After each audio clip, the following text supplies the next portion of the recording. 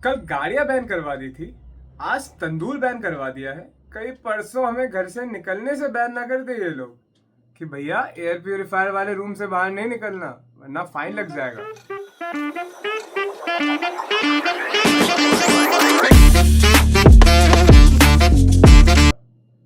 Hare Krishna, welcome to your channel the bay of law. और आज की ये वीडियो सिर्फ एक सवाल पे आधारित है जो कि मेरे एक दोस्त ने मुझसे पूछा। मेरा दोस्त दिल्ली में एक रेस्टोरेंट चलाता है, तो उसका मुझसे सवाल था, यार दिल्ली में तंदूर बैन हो गए और ये सीएम को इतनी पावर आती कहाँ से है? And I was quite entertained by this question. तो मेरे को लगा कि नहीं, आप सबको इस चीज के बारे में बताना जरूरी है कि ये जो ऐसे रूल्स लिए जाते हैं, जैसे कि पिछले सीएम के लिए हुए ऑड इवन रूल जिसमें गाड़ियां ऑड और इवन डेज पे चल रही थी, या हमारी अभी करंट सीएम का लिया हुआ ये वाला रूल जहाँ पे तंदूर को बैन कर दिया गया for exempting us from the air of coal and wood burning। तो अब हम इस पूरे वीडियो में इस चीज के बारे में बात करेंगे कि तंदूर बैन या ऑड इवन, क्या ये किसी गवर्नमेंट के हाथ में रहता है कंट्रोल करना? क्या गवर्नमेंट किसी बिजनेस को बैन या बंद कर सकती है? और क्या गवर्नमेंट के पास ये पावर आर्बिट्रेरी है या फिर ये गवर्नमेंट को ये डिसीजन लेना लॉ के अंडर मिलता है? तो वीडियो को एंड तक जरूर देखें, क्योंकि वीडियो के एंड में एक थोड़ा सा कंट्रोवर्शियल तो नहीं कहूंगा, बट या एक नो फिल्टर क्रिटिकल एनालिसिस जरूर है।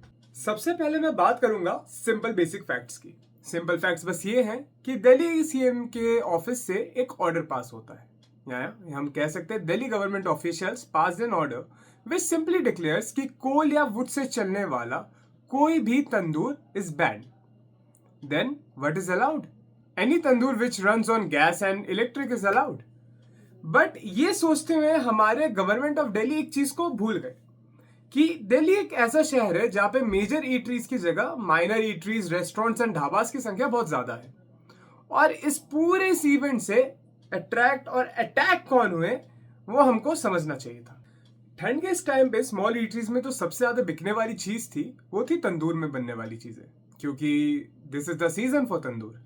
And trust me when I say this, कि my friend was grieving over this very same issue, and yes, he was correct. But अगर हम इस चीज को सोचे तो टारगेट कौन हुआ? Small restaurant, small eateries and dhabas. और अगर आपको जानना है कि दिल्ली में कितने स्मॉल ईटरीज, ढाबास और स्मॉल रेस्टोरेंट्स है, तो well you can roam into any Mukherjee Nagar और लक्ष्मी नगर और DU campus, you will get to know how many small eateries are there.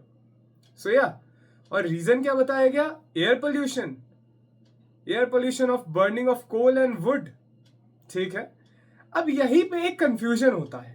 लोग कहते हैं कि सीएम ने ऑर्डर दिया, हमारी सीएम ने हमारा बैन करवा दिया, बट ये सही बात नहीं है। ऑर्डर भले हमारे सीएम का लग रहा हो, पर ऑर्डर था लॉ का। कैसे? मैं बताता हूं। सीएम बस पॉलिसी पुश करती है, ये ऑर्डर को legal authorities of India execute करता है। अब बात करते हैं इसके पीछे के लॉस की। तो इसके पीछे लॉ क्या है? Air prevention control of pollution act 1981। ये गवर्नमेंट ऑफ इंडिया को या किसी भी स्टेट गवर्नमेंट को एक सॉलिड पावर प्रोवाइड करता है। Section 19 of this very same act ये कहता है कि गवर्नमेंट ऑफ इंडिया के पास पावर है किसी भी एरिया को डिक्लेयर करने का as a air pollution control area. और ये एयर पोल्यूशन कंट्रोल एरिया में ये किसी भी तरीके के स्पेशल फ्यूल को बैन कर सकते हैं। तो here you go, Delhi is already declared, so वहां पे कोल और वुड को बैन करना was completely a legal option and they did that. अब आता है सबसे powerful section, that is section 31A, power to issue direction. इस सेक्शन के अंदर अथॉरिटी किसी भी इंडस्ट्री या ऑपरेशन को रेगुलेट, कंट्रोल या फिर रिस्ट्रिक्ट कर सकती है, and they did the very same thing. इस सिनेरियो को अगर हम समझे, जो कोल था ये था फ्यूल, जो वुड था ये था फ्यूल, और जो तंदूर था ये था ऑपरेशन।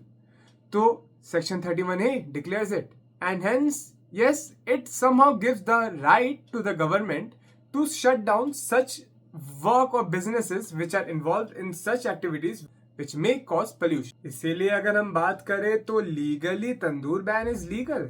पेपर पे इस ऑर्डर को इशू करता है DPCC, यानी दिल्ली पोल्यूशन कंट्रोल कमेटी। यानी कि पॉलिटिकल डायरेक्शन गवर्नमेंट से आते हैं और लीगल ऑर्डर अथॉरिटी से। समझ रहे हो? समझ रहे हो? अब सवाल आता है कि सीएम के पास ये पावर आती कहां से? क्या कॉन्स्टिट्यूशन ऑफ इंडिया सीएम को ये पावर देता है? तो कहीं ना कहीं इसका जवाब है हाँ। आर्टिकल 162 एग्जीक्यूटिव पावर, जब लॉ बना हुआ है गवर्नमेंट उस लॉ को इंप्लीमेंट कर सकती है, इट्स दैट सिंपल। दिल्ली के केस में एक और आर्टिकल इंपॉर्टेंट है, दैट इज 239AA। और सुप्रीम कोर्ट ने भी बोला है कि दिल्ली गवर्नमेंट के पास पावर है हेल्थ, एनवायरनमेंट, ट्रांसपोर्ट जैसे सब्जेक्ट्स पे अपने चीज़ों को इनैक्ट करने का, और they did. Pollution is a matter of environment, so इसलिए सीएम पॉलिसी पुश करता है, डिपार्टमेंट्स एक्टिवेट करता है और ऑर्डर लॉ के थ्रू एग्जीक्यूट हो जाता है। अब ना थोड़ा सा फ्लैशबैक जाते हैं, जस्ट एक सीएम पीछे। तो उस टाइम पे भी जब पोल्यूशन का लेवल बढ़ा तो हमने देखा ऑड इवन स्कीम आया। ऑड इवन स्कीम क्या था कि कार ऑल्टरनेट डेज पे चलेंगे, ऑड कार्स एक दिन, इवन कार्स एक दिन, और pollution emergency will be followed, these will be the protocols. तो हमने उसमें भी एक चीज हमें सोचनी चाहिए थी, क्या ये इवन ऑड वाला जो स्कीम है क्या ये कॉन्स्टिट्यूशनली वैलिड है या ये किसी आर्टिकल से आया है? तो इसका जवाब है नहीं, ये कॉन्स्टिट्यूशन के किसी आर्टिकल से नहीं आया है। इसके पीछे हाथ था मोटर्स व्हीकल एक्ट 1988 का। मोटर व्हीकल एक्ट 1988 के आर्टिकल 115 में ये चीज कही गई है कि अगर पोल्यूशन ज्यादा हो तो गवर्नमेंट व्हीकल्स को रेस्ट्रिक्ट कर सकती है। And there we go, here was our answer. तो हम ये कह सकते हैं कि ये जो हमारा ऑड इवन स्कीम था इसके पीछे भी कहीं ना कहीं लॉ था, ऐसा नहीं है कि ये आर्बिट्रेरी फॉर्म में हुआ। ओके, मतलब कार चलाना फंडामेंटल राइट तब तक ही है जब तक भारत सरकार पब्लिक इंटरेस्ट में से बैन ना कर दे या बंद ना कर दे। हमको एक चीज को समझना पड़ेगा, यहाँ पे ये इमरजेंसी के टाइम पे एक पैटर्न हमारा सिमिलर होता जा रहा है। जब भी पोल्यूशन लेवल इंक्रीज होते हैं, कभी ये लोग कार बैन कर दे रहे हैं, कभी ये लोग तंदूर बैन कर दे रहे हैं, यानी कि पैटर्न सेम है। कुछ तो हम ऐसा कर रहे हैं कि जिससे हम ही लोगों को वापस से दिक्कत हो रही है, या कहीं गवर्नमेंट कुछ ऐसा कर रही है कि जिससे हम लोगों को बार बार एक ही चीज की दिक्कत बार बार हो रही है। गवर्नमेंट कुछ ऐसा कर रही है जिससे वो इस चीज को कंट्रोल में ही नहीं ला पा रही, क्योंकि हर बार ये लोग अलग मेथड्स इंप्लीमेंट करके ट्रायल एंड ट्रायल बेसिस पे चल रहे हैं, जिसका कोई पर्टिकुलर सोल्यूशन नहीं है। पिछली गवर्नमेंट ने कार बैन करा, करंट गवर्नमेंट ने हमारा तंदूर बैन कर दिया। बट अब हम समझते हैं एक इमरजेंसी फ्रेमवर्क को। जो फ्रेमवर्क्स हम देख रहे हैं ये सारी इमरजेंसी फ्रेमवर्क्स ही है, तो इसको थोड़ा और डिटेल में समझते हैं। तो इमरजेंसी फ्रेमवर्क को समझने के लिए हमें एक सिंपल चीज समझनी पड़ेगी, ग्रेडेड रिस्पॉन्स एक्शन प्लान, या जिसे हम GRAP भी कहते हैं या ग्रैप भी हम बोलते हैं अभी। तो जब AQI डेंजरस लेवल क्रॉस करता है, AQI मीटर पे जब AQI क्रॉस करता है, तो हम उसे डिवाइड करते हैं स्टेज 1 से लेके स्टेज 4 तक। उसी चीज में GRAP में ही यानी ग्रैप में ही हम लोग क्या क्या बैन कर सकते हैं, कंस्ट्रक्शन, डीजल व्हीकल, और अब तो तंदूर भी। ग्रैप को जो एक चीज बहुत खास बनाती है कि ग्रैप का कोई लॉ नहीं है। Grab is basically a law backed emergency framework. तो इट्स सिंपल कि it can be only triggered by the current government.